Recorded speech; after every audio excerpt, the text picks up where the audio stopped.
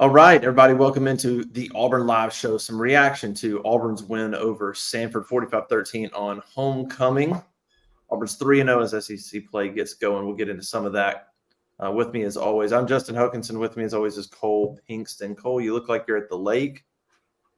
Yeah, I have my in-laws live on the river, so Oh, nice. they have better internet than me. So I come over here on Sundays when we're getting after it and putting up stories and use their internet.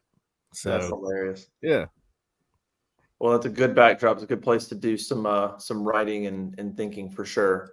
All right, Yeah. let's get into this game. Before we do, quick shout out to our sponsor, Session Cocktail, downtown Auburn. Go check them out on Magnolia Avenue. Man, I went over there on Friday for a little late happy hour drinks, and they were slammed Thursday night. Busy again Friday night. Obviously, homecoming. A lot of parents were in town. The parade, but man, it was hopping on the weekend over at Session. But go check them out. Happy hour 4 to 6. Great drinks. It's all booth seating and bar top seating. It's not a stand and typical college bar like that. It's a nice cocktail lounge. And so go check it out. And give them a shout. The good people, Avery and Joe over there, and Hunter if he's around, and just good people, good drinks. Go visit them. Session Cocktail right there next to Taco Mama on Magnolia in downtown Auburn. Justin, are they just raking in the money on game day? I feel like they I have. think they're doing well. They weren't, they didn't open until like December last year, so this is their first fall, and Oh, yeah. and I think they're trying to kind of figure out. They sort of try to open middle of the day, Saturday on game days, sort of figure out when people are going to come around. But I think those weekends, Thursday nights, I think in Auburn are going to be great, because I think a lot of people in Auburn come there, try to maybe go out Thursday night if they're going to go downtown, because they know Friday night, Saturday night students, are around at the bars and kind of gets crazy. So Thursday night, right. but yeah, Thursday night, Friday night, Saturday night. I talked to the owner. He said this past Thursday night, just a few days ago, they did as much as they did on a Thursday night before in Tuscaloosa, before Alabama and Texas. There's a session in Tuscaloosa as well. So yeah. I think they're learning what works and what doesn't. But yeah, the weekends, those nights, those Thursday night, Friday night, Saturday nights are rolling. I would be shocked if there was a better home turnout for a Power 5 college football team for an FCS matchup yesterday. I mean, that was about as good as it gets. Phenomenal. It was phenomenal. And I tweeted, if you take into account the additional field level seating, which pushes the capacity to 88,043. So because of that corner seating, and then you factor in yesterday, or against on Saturday, you factor in the few fans Samford brought, one little section, probably as few fans as you can bring. Everything else was sold out of Auburn fans, including the corners of the upper deck. You factor in the new field level seating, the very few fans Samford brought, the packed student section, which looks like they're letting a few more in than they normally do, and the fact that I think every other seat was filled, including the corners of the upper deck. I mean, I think there could have been more Auburn fans in that stadium than have ever been inside a stadium to watch an Auburn football game. It's possible. Very Not possible. just in Auburn. I mean, you're never going to have 80,000 fans travel. So we know anything neutral, anything on the road, there's never that many. I mean, it's because of those new areas of seating that adds the hundreds, few extra students, and Samford not bringing many. It was as many Auburn fans that you're probably going to see in that stadium at one time. It was an unbelievable crowd. I was really impressed. I knew it was sold out, but UMass was sold out too. But there was a couple of pockets, top corner, upper deck, a little thin. Wasn't like that against Samford. Right. No. Really nice. Good day. Wasn't too hot. Homecoming obviously had a part of that. So yeah, awesome crowd for Auburn 45, Samford 13. All right. Let's get into some reaction. I think, you and I sit, for people that don't know, Cole and I sit together up in the press box and watch these games. I think we can start offensively, because that's where a lot of the attention was, especially after the Cal debacle. Offense, what's the offense, quarterback shuffling, everything that goes into that. clearly Peyton Thorne played a lot better. I mean, that's abundantly obvious. He played well. But I think you and I were talking, and look, we're not Philip Montgomery. We're not that good. But from what we saw, it sure looked like play calling, rhythm, game plan, what they want to do, when they want to do it. Everything looked really, really good on Saturday. Even stuff that didn't work, but just even from rotating players in at times, and just to me, it looked like a lot of good decisions being made in terms of the game plan and then the execution of it on Saturday. I mean, if not for those turnovers, those 2 picks, Auburn probably hangs 60 on the board and goes over 600 yards of offense. Now, Samford, obviously FCS, they're no juggernaut. We know that, but I don't care. You play FCS, you put up 60 and 600 yards, which is what they should have done, if not for a few mistakes.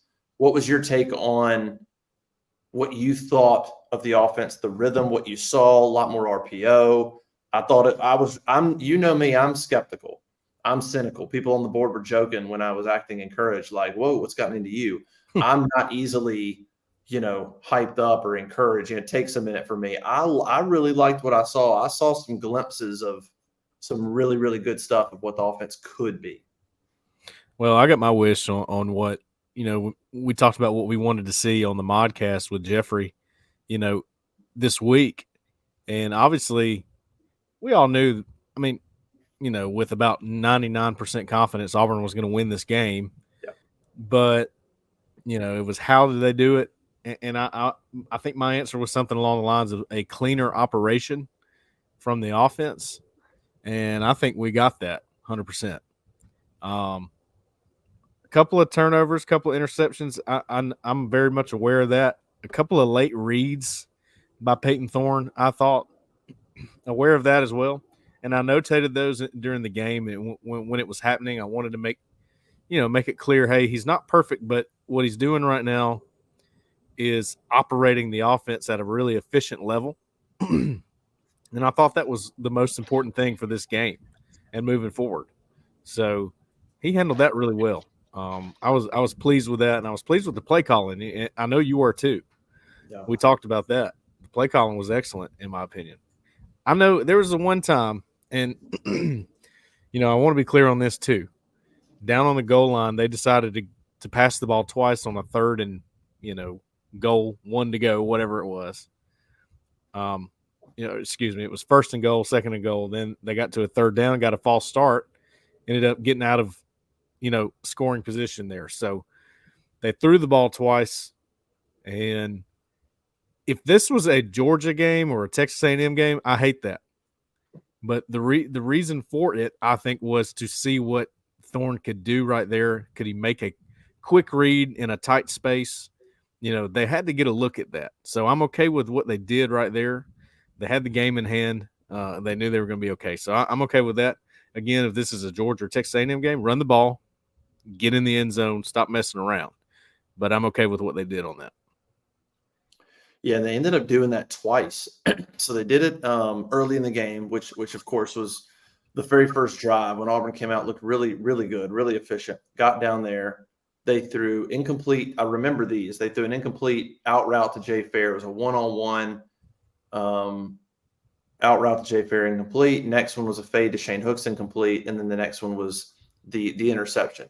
Later on in the late in the second quarter, they got down there and did it again. They were at the Samford 4-yard line. And again, threw the ball on 2nd and 4 from the 4, threw the ball on 3rd and 4 from the 4, incomplete to Fair, incomplete to Jair Shorter. Free said after the game he thought the one to Shorter should have been caught. I vaguely remember that play, but he thought that Shorter should have made a play on that. So you're talking about, if you include the pick, 5 of Peyton Thorne's 8 incompletions in that game came inside the 6-yard line. 5 incompletions inside the 6. 5 of his 8 came inside the 6-yard line on 2 different occasions where it was clear they wanted to work on something. Jay Fair, one-on-one, can he make a play over there? Shane Hooks, can he make a play? That kind of thing. And so I'm kind of with you. I think that was indicative of the opponent. Let's do it, run a couple plays, then 3rd and 1, we'll run it in. Well, then 3rd and 1, I can't remember who it was. Somebody jumped. And then that screwed up that drive, and they threw it. They were just going to run it in from 3rd and 1, probably run it in from 4th and 1 if they needed to score. But yeah, it was pretty clear that they had some stuff that they wanted to target as far as Peyton Thorne and those goal line situations.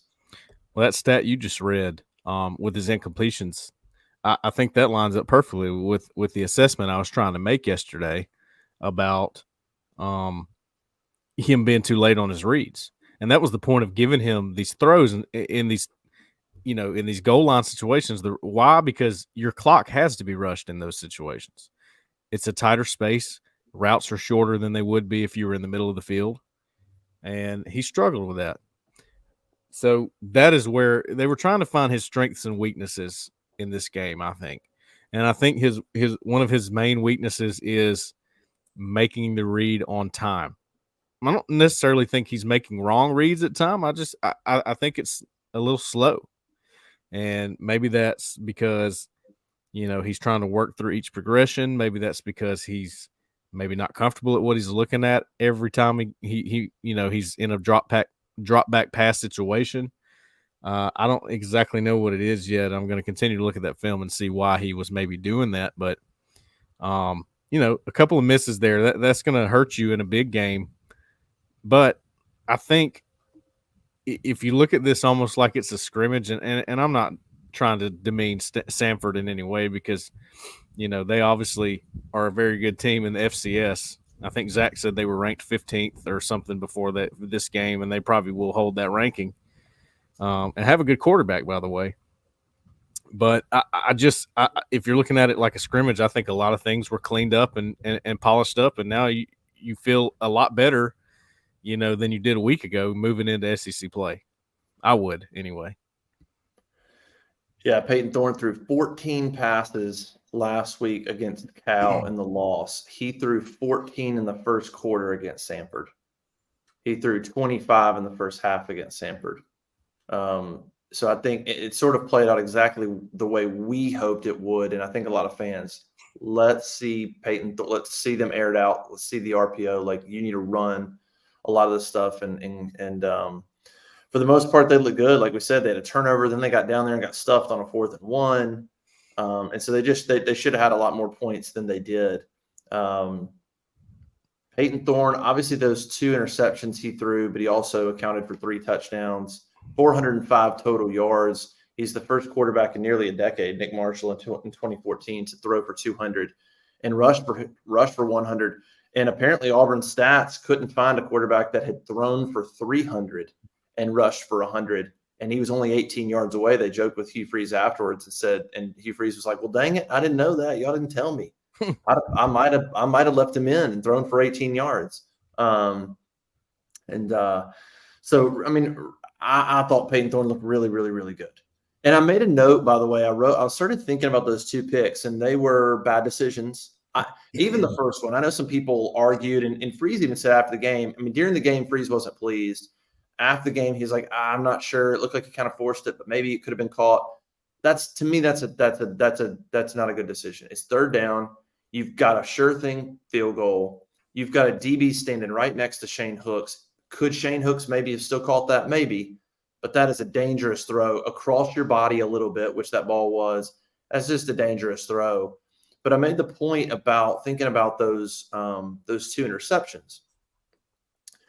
And that was, while they were bad decisions, there's a silver lining to me in the fact that Peyton Thorne made those throws, and that is, we talked about last week the quarterback shuffling, and you need to stop that because, 1, rhythm on offense, but 2, Peyton Thorne needs to be comfortable and confident that he's the man, and that if he makes a mistake, you're not going to think, could we do something different with Robbie or whatever. So the silver lining to me about those 2 throws was Peyton Thorne feeling comfortable enough to make them, to force it. Like, you don't want to force it, but at the same time, he clearly felt like he could take a chance. And he didn't have to maybe worry about, well, does that mean the next possession Robbie's going to get a try? Or does that mean that if I force it, like, he wasn't conservative is what I'm saying. And Yeah. I think that's one of the things that we thought with Peyton, like we talked about, like, just relax and play. And so while they were bad decisions, it also to me showed a sign of a guy that was comfortable enough to take those risks, even though he shouldn't have, right? Like the second one specifically, Jair Shorter was wide open, and he just got locked in. He just got locked in. I mean, he just got locked into that deep ball. So anyway, that's kind of my silver lining flip side of making those throws, is that maybe he felt the game was going in a way where he felt like comfortable enough to take a risk, and he shouldn't have. But I'd rather him be comfortable enough to take it than to not take them, and to feel like, is he still being judged? Is he still in a quarterback competition? Is Robbie going to get in the next series? You know what I mean? Yeah, and it was apparent, and we talked about this. We could see from the press box that it never looked like Robbie was as urgent about going in, or maybe he was like ready. He had his helmet on. He didn't look that way. He had his helmet off, and he was with the quarterbacks and the signalers. And if they called his number, he would have been in there. Yeah, but it didn't look like he was, waiting to go like he has been before. So I think because of that, there was probably, a comfortability or a whatever from Peyton Thorne, where he's like, I'm not having to fight against him today. And it's not really, something bad between the two of them or anything like that. It's just a natural competition in both of their minds. Hey, if I make a bad play here, I am getting pulled. And that's one reason why a lot of us don't like the two quarterback system. And I totally agree. I don't like it. So Peyton Thorne didn't have that worry of Robbie Ashford coming in, and it was very apparent that he wasn't going to come in for any of his packages or anything like that. And as a result, he plays a little bit better, more loose. And I think that made all the difference, honestly. Yeah.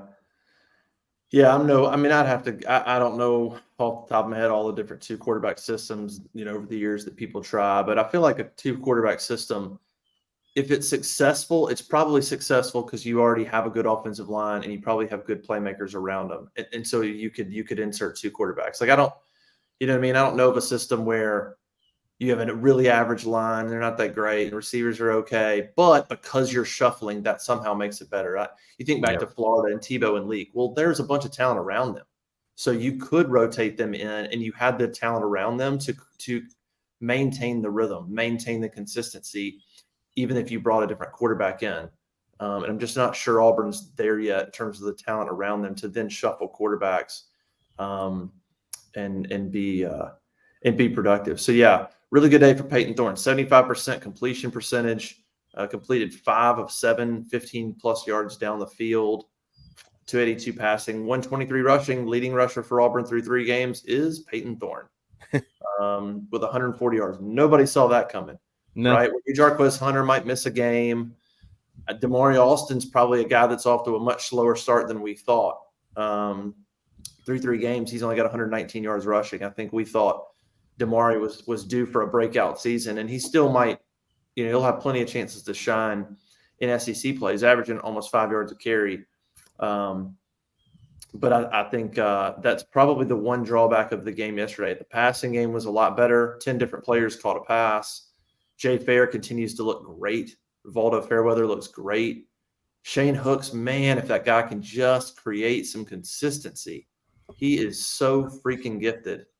Yeah, he is. It's insane. I wish people could be on the field. It's one thing if you get there early and you watch warm-ups, but I wish people could be on the field and watch Shane Hooks. Watch him jump. Watch him high point a football. Man, he's got all the talent. He's just got to create some consistency. And so you saw at least flashes of weapons. Jay Fairweather, Hooks, Amari Kelly with some nice speed on a deep ball.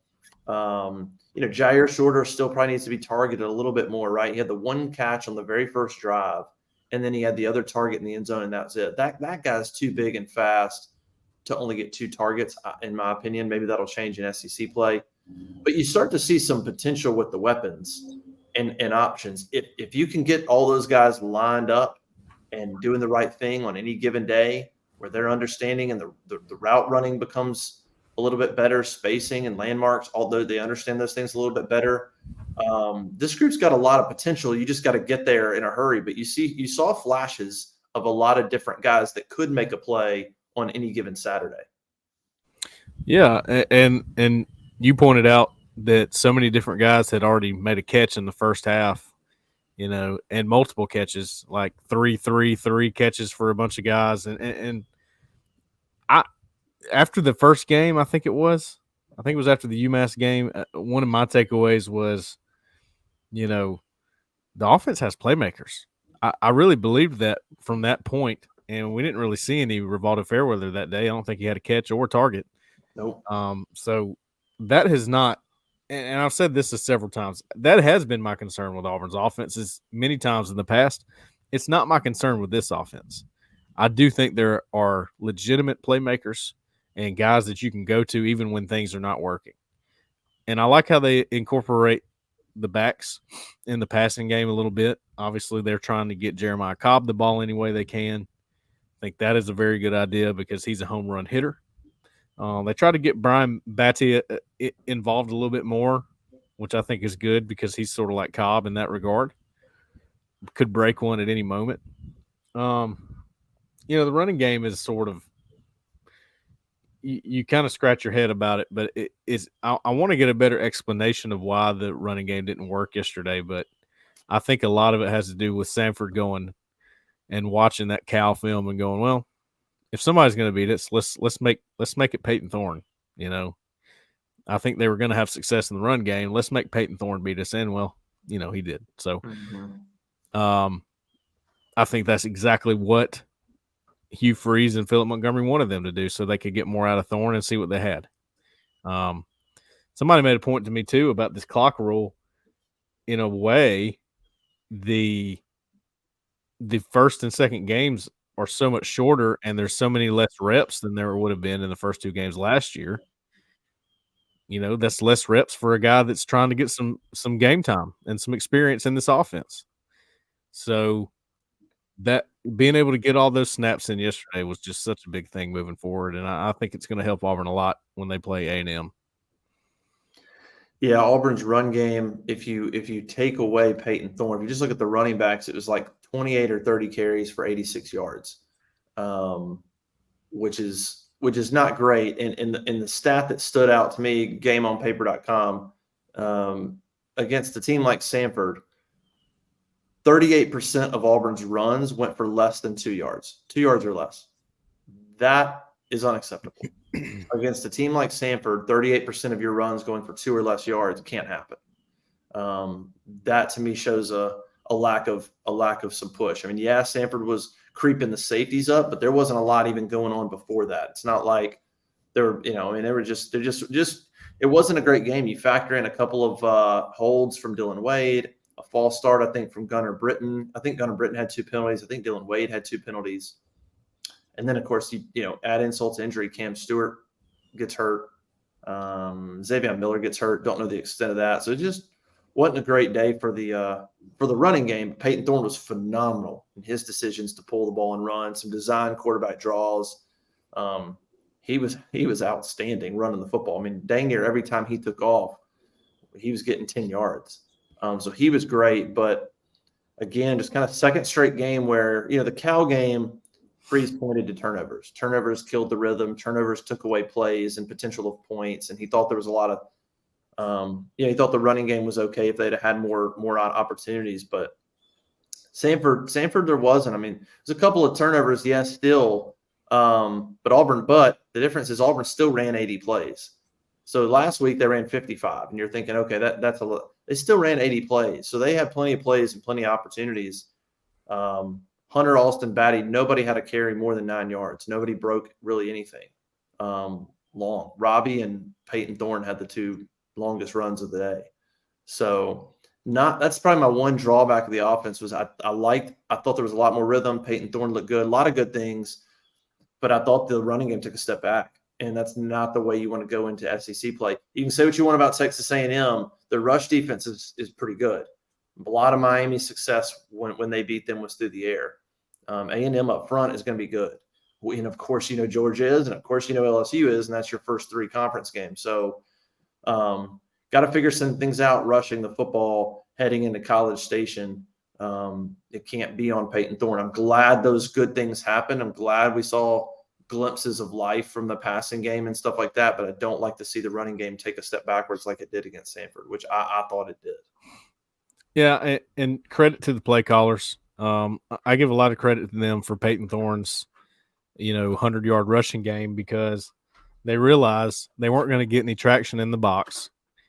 Now that's a little bit scary, obviously, because it's Samford, but I'm not hitting the panic button on that yet, because they found a way to get some yards on the ground, and it was just outside of the box, getting the defense to flow towards something, and then having the quarterback pull.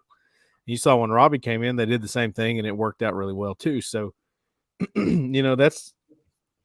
that's okay. I think they found a way around it, and now you have another look on film where, hey, we can't really load the box against Auburn because they have another run threat besides Robbie Ashford at quarterback. Yeah, and I don't care if you're doing it on air. Peyton Thorne made really good plays with his legs. I mean, he made people miss. He actually had some moves, which is kind of surprising, but I did a deep dive on his film from Michigan State, and he's pretty nifty when he was there too. People don't talk about it, but if you went and watched some of those games, he definitely had some plays like that looked just like they did against Samford Saturday. So, he's capable. He's fully capable. Now it's on film, and I think probably the best thing you can think of when going into a game like this and really not knowing fully what you have on offense or on your team, for that matter, is having so many different things to prepare for on film. And I think there are. I think Texas A&M is a little perplexed trying to figure out what to do against Auburn right now. Yeah, they could be. They very well could be. And so, yeah, I think the Peyton Thorne runs. He's pretty athletic. It would have been fascinating to see Bo Nix in this offense. Obviously, he's doing a lot of that at Oregon. You see the results.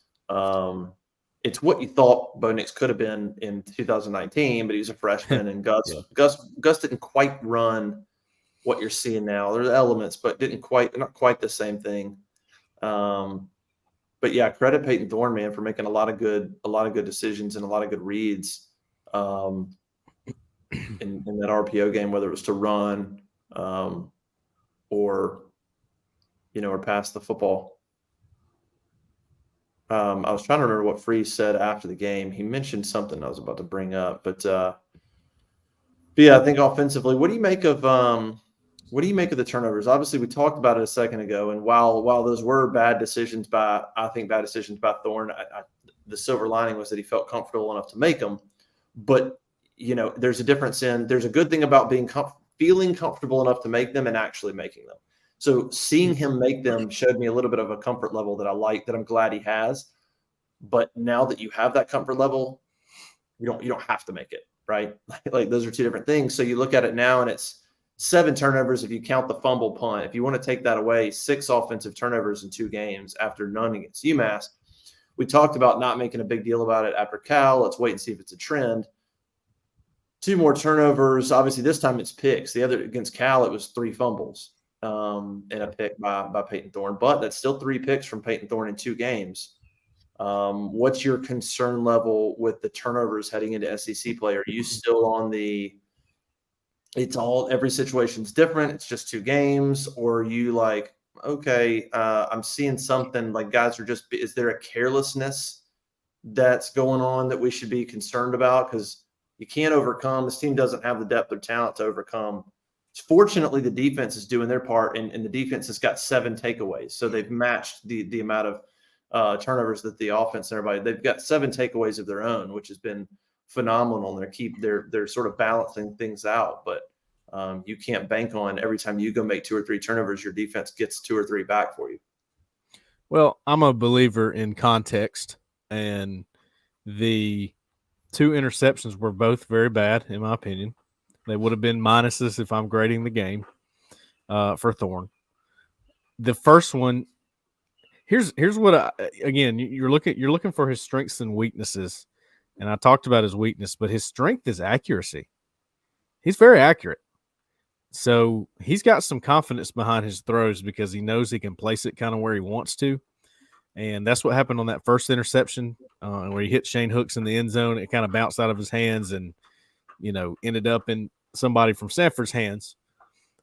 the ball was actually placed well, even though it was a dangerous throw. Shouldn't have made the throw. Ball was still placed well. He put it, if he was going to make that throw, he put it where it had to be. Now, again, this is a minus for him if I'm grading it. That's not a good throw. I go back to his deep ball interception. That one was even worse, in my opinion. He should have never thrown that ball, and he had somebody coming open on a drag. That's unacceptable. You can't make those plays in a game against Texas A&M. You really can't make those mistakes, or you're going to have trouble in the game. But I think the bright thing in this game is that no fumbles by running backs, and they got plenty of carries where there were opportunities for those again. And really, looking back on Cal, I mean, there were some good things happening, and then a fumble would happen. And we talked about that enough. But, when I was talking about a cleaner operation, that's part of it. Fumbles will ruin it. Interceptions ruin it, yes. But, in that situation, I think Thorne, it probably at least crossed his mind on the deep ball, hey, if they do intercept this, it's almost like a punt. And it's sort of a desperation throw here. So if I'm looking at the context there, at least there's some thought put into that throw, I think. The other one's in the end zone. It's not like you're backed up in your own end zone. You just throw it up for grabs. I think there's some thought put into those plays, and I think that's the context there. Again, if I'm grading it, both minuses, both bad decisions, but at least I think he's just was in better control Saturday, and I think he's going to be in better control, especially if he's not having to deal with the possibility of Robbie running in at any time against A&M. Yeah, I would tend to agree. I think the first one, and I also think the first one, I think after that false start, there could have been a little frustration too. I mean, they're down there and they should score. Yeah. You get a false start, and if you're Peyton Thorne, you're thinking like, this is ridiculous that we're going to march down here and not get a touchdown. And he forced it. He 100% forced it for that reason. Yeah. The second one, he locked on to the wrong guy. He locked on to the wrong guy and never even saw Jair Shorter. Who if he throws it to Jair Shorter, it's a 30-yard play. There's nobody out there, maybe more. I guess we'll see what happens against A&M. I mean, you could take them one by one. Peyton Thorne's fumbling against Cal was kind of fluky. He's going out of bounds. It's a weird play. Hunter's fumble against Cal was dang near on the ground. It was really close. So yeah, I mean, you could kind of take them with a grain of salt a little bit. Let's see SEC play. I think the flip side of this, can the defense keep keep creating turnovers? Because if they can't, then that changes things too. They've done a great job with picks, 5 interceptions, 5 of the 7 turnovers they've got are picks. And so that's going to slow down too. You're not going to go get 2-3 turnovers a game in the SEC. So the offense is just maybe get some of those bugs out, some of those kinks out, go into SEC play and know, okay, I got to take care of the football. There's a time to take a shot and there's a time to not. It's the hardest thing as a quarterback. When do you think it's okay to take that shot, that risk, and when is it not? Yeah. When you know you've got 3 points in the bag, that's not when you take it. You straight up took points off the board on that first one. And so that's just part of the. But I wrote about that too. It's part of the process and part of why quarterback shuffling again isn't good in this situation. It's not good for Peyton Thorne. The only way to fix decision making is reps and experience. Do it wrong. Don't do it wrong the next time. That's the only way. I mean, it's only to work through that. Very few guys are just going to go out there and be great decision makers from day one, play one. And they're just always, you're going to go through the tough times. And so you go through some of this stuff with Peyton, but you got to allow him to make decisions, good and bad, and then learn from them. And when you limit his snaps, you slow and stunt that growth tremendously. I think the point I was trying to make a minute ago is, yes, he made some dangerous throws, but it never felt reckless to me. That's fair. To me, sometimes Robbie Ashford feels reckless. He feels out of control. The throw he made in the Cal game across his body that should have been a pick and maybe change the entire game, that was reckless. Mm-hmm. Again, I'm trying to say there was, at least it seemed like there was some thought or some recognition of the situation by Thorne and going, it's like a punt if I throw a pick here, or I'm throwing it into the end zone. It's not like they're going to have 6 points off of this immediately. Now, it could be that way, and that's why I would give it a minus if I'm grading it. But, I just don't feel like he's being reckless with the ball. I feel like he's got some collectiveness about him. Yeah, that's fair. I think that's true. I think that's true. So yeah, offensively a lot better from Auburn. Defensively, they did what they're supposed to do. Look, every game. Hey, before I forget, because I always freaking forget. Can we talk about Game Time real quick? GameTime.co. I just passed right past these guys. I'm so sorry. GameTime.co. Go check them out. Tickets to games, concerts, comedy shows, all that stuff. GameTime.co. Use the promo code War Eagle, and you get, I think, 20% off your first purchase. So go check out GameTime.co. And then if you find tickets that are cheaper somewhere else, they'll refund you 110% of the difference. So it's a pretty good deal. GameTime.co, a good sponsor of the show, a good sponsor of On3 Sports. Go check them out. GameTime.co. All right, the defense continues to do what they're supposed to do. Look, every game they've given up less yards. They give up 300 to UMass, 270 to 273 to Cal, 218 to Samford. So they've gone down in every department. They got 7 turnovers on the season. They're 5th in the country in third down defense. They've given up 10 third downs and 41 opportunities. They're 1st in the country in red zone. They've given up 3 scores and 7 tries. Now those are 3 touchdowns, but 3 and 7. So far, red zone doing really well. Third down's doing really well. Turnovers doing really well. If that continues, you're going to be a fantastic defense. If you're taking care of business on third down in the red zone and forcing turnovers, you're going to win a lot of games. Now, UMass, Cal, and Samford, not exactly the type of offenses you're going to face in the SEC. We know that. It's about to get cranked up. I mean, every team you're going to play, every team on Auburn's schedule in the SEC this year is good offensively. Even Vanderbilt.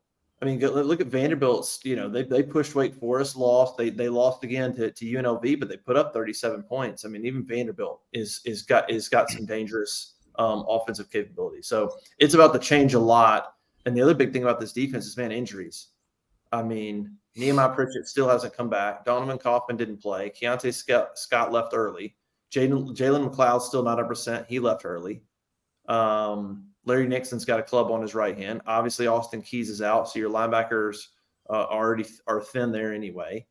And so you got JD Rim back. Great to have him back. He gets a pick in his first game. Kayan Lee's got great snaps, and so now you go into SEC play, where he's a true freshman, but he's gotten a lot of snaps in 3 games. That's good, but a lot of injuries there that worry you a little bit, where you need some of these guys healthy. How do you think the defense has played? How do you sort of see it going into this transitioning from Samford into the A&M game?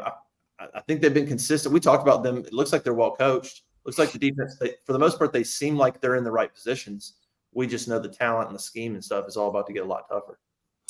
Yeah, and defense was my biggest concern because I felt like they did shore up the talent a little bit, but I still, where did they close the gap? I'm not sure.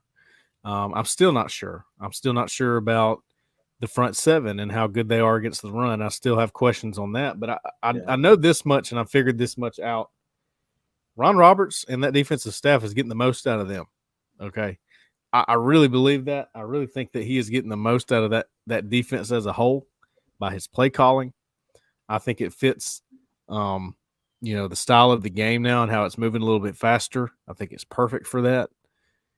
You can't play this. I really don't. I really believe the bend don't break style of defense, which a lot of people use, by the way, and that's sort of an expression that even the people that use it wouldn't use, but more of a sit back. We'll let them hit the underneath stuff, so they don't take the top off of our defense and keep the score low. Kind of that philosophy, I think, is going to die out in college football because of this clock change. I really think it's that big of a deal. And I've asked a lot of people who are in the know and who have had to deal with it that agree with me.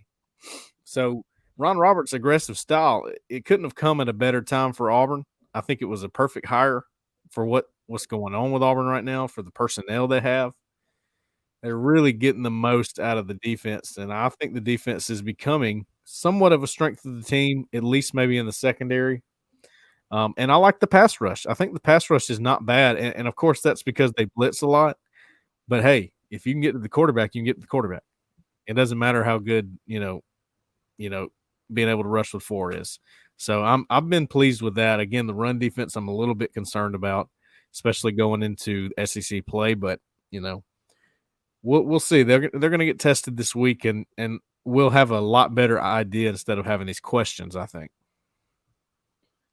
Yeah, I think for me, it's still that defensive front is still unknown. They've done their job, but I think more times than not, when Auburn creates pressure, it's been blitzing. It's been blitzing linebacker, blitzing nickel. It has not been a lot of just the front 3 or 4 guys doing it. They're just. I think against Samford, they had a couple of sacks and then a couple of quarterback hurries, and 2 quarterback hurries were both by one guy. Just not a lot of pressure. I mean, Michael Hires is a good player, but he had a lot of time to throw. He had a lot of time to throw.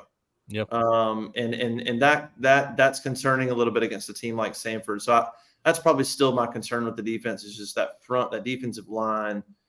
We'll see it. We'll see how they stop the run against better offensive lines and better rushing attacks, but also just the pressure on the quarterback. And does Roberts feel like every time they need pressure, they're going to have to bring a blitzing Keontae Scott or Kaufman or Caleb Wooden, who played a ton of nickel, led the team in tackles with 6, or blitz Eugene Asante? Do they feel like they're going to have to blitz to create pressure? If they don't, can those guys do it? There's just not a lot of consistency when it comes to doing that. Keldrick Falk shows flashes when he's in there, but he's still kind of playing limited snaps. I mean, him and Nasili Kite are, I guess, kind of splitting up snaps. I didn't go look at the snap count from the day, but he's effective when he's in there. But still, just a couple sacks, a couple quarterback hurries, and both of those were Nasili Kite. He had both quarterback hurries. Nobody else had one at all for the whole game. And Samford, I mean, Harris threw the ball 31. They threw the ball 33 times, and he had time to throw the ball at times. And so that's probably my biggest concern still heading into this A&M game is the defensive line and pressure they can create. Yeah. And like I said, they had to create it with blitzes, which that's where the concern comes against an offensive line like Samford. But again, I think those blitzes are really good. So I do think they're going to have success with those blitzes against good offensive lines too. And not to take anything away from Samford's offensive line. They may be really good. I really think that offensive line is the hardest position to say if they're good or not, to evaluate as a reporter or as a media person. I think it's difficult. I think a lot of times people gauge it by experience. Oh, they got 3 seniors. They're really good. Well, you don't know. I mean, just because they've been there for a long time doesn't mean they're really good. It just means they've been there a long time. So, obviously, Samford's offensive line did pretty well in pass protection, but they started getting more pressure at the end of the game when Ron Roberts was like, all right, well, I'm going to throw a few things at you here. Let's see how you handle this. And again, the blitzes are causing issues. And I don't see that stopping. I really believe that that's true. I think that's a legit look at what those blitzes look like. I think they get home really well. I think bringing the quick guys, like Caleb Wooden, who was having to play pretty much every snap for this defense against Samford because Kaufman and Scott weren't playing. They're sending guys like that can get there faster. And I think that's really effective, something that Auburn hadn't done in a while. And they do it consistently, this defense. So I just love the play calling style. I love the play calling. I think that is a strength of Auburn's football team right now. Yeah. There's no doubt those are going to continue and hopefully continue to get home and create some good opportunities for that defense because they've played really, really, really well. All right, so Auburn's 3-0, which is where they needed to be. Do you think this team is where you thought they'd be 3 weeks in, heading into SEC play? Are there more or less question marks than that make you feel comfortable? Are you going into SEC play feeling like there's a fair amount of question marks, but there's a lot of good things I've seen? Or are you going in going, I'm still not sure exactly how much I've learned? It's tough. And I was looking through the SEC schedule. A lot of teams have been tested Auburn's kind of one of the few that I don't. I mean, you can. I mean, I get it. Cal's a Power 5 team, but we'll see how good they are. But I don't know. A lot of teams have been tested. Auburn's about to enter that test, and we'll see what they got against A&M. I like the confidence. I think the offense and defense have both had good games, good possessions, good series, good things that have happened to them that they can take into SEC play. I think both sides of the ball have things to build on. It's just they're going to go to College Station. It's just going to be a different thing. The same way going to Cal was a different thing. On the road, SEC play, it's just going to be different. And you're going to have to go try to fight through that first game and probably sort of figure some things out there. But I mean, I think overall they're in a pretty good spot. I think they're in a pretty good spot. I mean, Peyton Thorne, what he did Saturday, again, we'll wait and see how it plays out. But that was such a big deal to see him step up and play the way he did and show flashes of what he can do on the ground and through the air. Just massive what he did. I don't think we expected it. I mean, I think we thought, here's some things we want to see, but I don't think anybody thought Peyton Thorne was going to go out there and account for 400-something yards and rush for 100 and look really sharp for the most part, look really sharp doing it. So, man, I'd love to see that again in College Station. But that's probably the biggest takeaway coming out of the game is what seemed to be a confident Peyton Thorne. Yeah, you may remember while we were up in the box that we were watching Keldrick Falk, and I said, I just don't think he even knows how good he is yet. Yeah. I'm not sure he even understands how dominant he could actually be. Now, he's playing well, don't get me wrong. But he's still figuring some things out. My point in saying that is I think that is what Auburn's offense is right now. I think I'm comparing the two, whereas I see so much potential from Keldrick Falk, and he's getting there, but right now he's still learning what he's doing. I think the offense is the exact same way. I think there's a lot of potential for this offense. I think there's a lot of playmakers on this offense. I think there's a lot of potential in Peyton Thorne. I've really been pleased with the pass protection in all three games, minus a couple lapses here and there. I think things have been really clean. So all of those are good things. I look at the defense and I go, I really think you're maximizing your potential. I don't think the ceiling's much higher for you as a defense. I think this is what you are. How long can you hang on and give this offense a chance to get it together is my question. So that's my biggest question going into Texas A&M. A couple of things that I've had answers have been positive, in my opinion. Not too many things that have been answered have been super negative. I think there's a lot of positives, as they continue to clean things up and progress. I think the offense has room to get better, and I think the defense is playing out of its mind for what it is. So once those two things come together and you get a sort of a finished product of what this team's going to be this season, I think there's a chance. I'm still going to hover around that 7-5 range right now. I think that's possible. I think a bowl game's possible right now. I'm going to hang on to that. That's what I said before the season started. I haven't seen anything to change my prediction on that yet.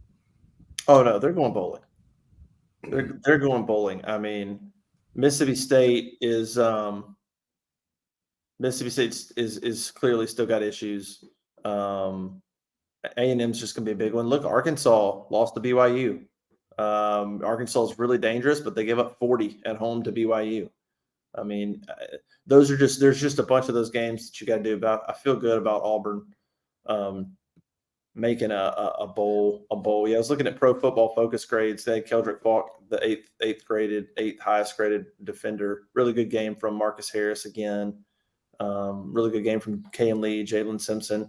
Larry Nixon struggled a little bit. We talked about that. A couple of passes to the running backs out there that he got sort of caught in the wash of some crossing routes and either bumped into the crossing route or just his eyes got put on the receiver crossing and he didn't even see the receiver leak out, which is just good scheme. And he got his eyes, I think, got in the wrong place a little bit, and he allowed four catches and so he's got to clean some things up. But man, a bunch of guys played on defense. I'm looking at 35 players that got snaps on defense in that game.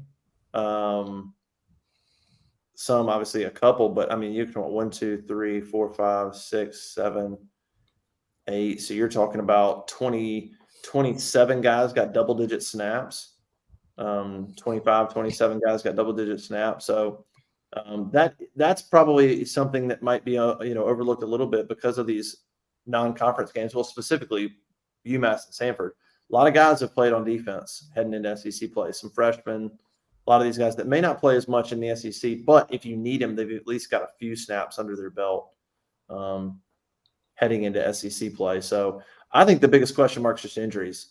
I think, unfortunately, it's one of the things that I put on my storylines to watch heading into the Samford game was injuries, and it didn't go well on Saturday. Pritchett didn't play. Kaufman didn't play.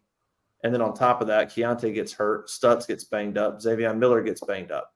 So you come in a worse shape than you were going in with SEC play. And so, but you can't afford to rest them. I mean, look, you got to get through 2 weeks. And then you have the bye week, you can figure things out. But you're coming off a brutal travel schedule around Cal. And then you go this game, you got some guys banged up. I'm sure Freeze would love to take it easy on them, give them a day, try to get some of these guys healthy. But Jalen McLeod's pushing through stuff. I don't know. Maybe that's an injury where he just needs to keep playing. I wish he could sit. I wish he could sit a little bit and get healthy. It looks like he's trying to push through it. And because of that, I don't know if he's going to get back to 100%. I would love to see Jalen McLeod at 100%. But a little concerned about the injuries going into SEC play because there's just no time to get healthy. You got to get through the next 2 weeks. You try to beat A&M. Obviously, worst case is you lose 2, and then you get the bye week to rest up. But it's probably the biggest negative right now is just the injuries and where this team stands. But nothing you can do about it. You just gotta try to get through it. And we don't know the extent too. Like Xavier Miller's looked bad. We don't know. It could just be a lot of pain and soreness, and he's okay, and Stutz is okay, and Kaufman's probably one of those deals where they just kept him out after a concussion. No reason to rush him back. He's probably going to play. Pritchett warmed up the last 2 games, but just didn't go. It's kind of weird. Like full pads, went through warm-ups the last 2 games, and then left after warm-ups. Went in the locker room and took his pads off. So, you know, I guess it's. I'm sure it's intentional. Hey, go do warm-ups full speed. See how you feel. Maybe that's part of the rehab process even. But gosh, he's got to be really close to coming back, which just gives you a little more depth, being able to bring Kay and Lee off the bench and things like that. So I don't know, a little banged up, but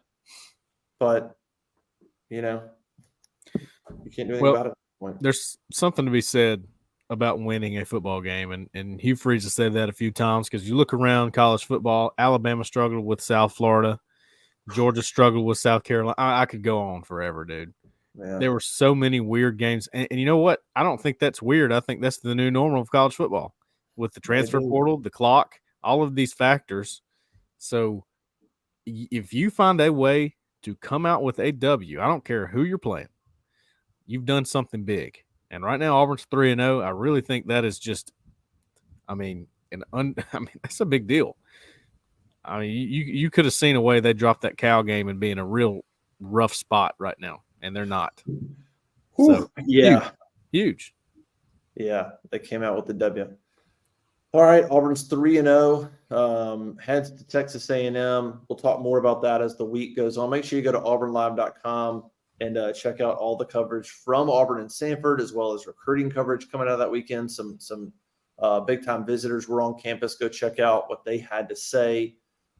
As we enter SEC play and get into some things, we'll talk to Hugh Freeze and we'll have press conference and notes and all kinds of coverage throughout the week, getting you ready for Auburn and Texas A&M. Remember, $1 gets you your first month at auburnlive.com. So go take advantage of that. $1 and you get the next month. Go sign up now and you get A&M, Georgia, bye week, LSU coverage plus recruiting. You're going to have a huge recruiting weekend for Georgia. So, what a great chance to just pay $1 and get a ton of great stuff over the next month. So go check that out at auburnlive.com. Special shout out to our sponsor, Session Cocktail, downtown Auburn, Magnolia Avenue. Go check them out, please. Tell them that Auburn Live sent you, and great drinks, happy hour specials, and all that good stuff. So please go say hey to them and tell them that you heard about it from Auburn Live and the crew here.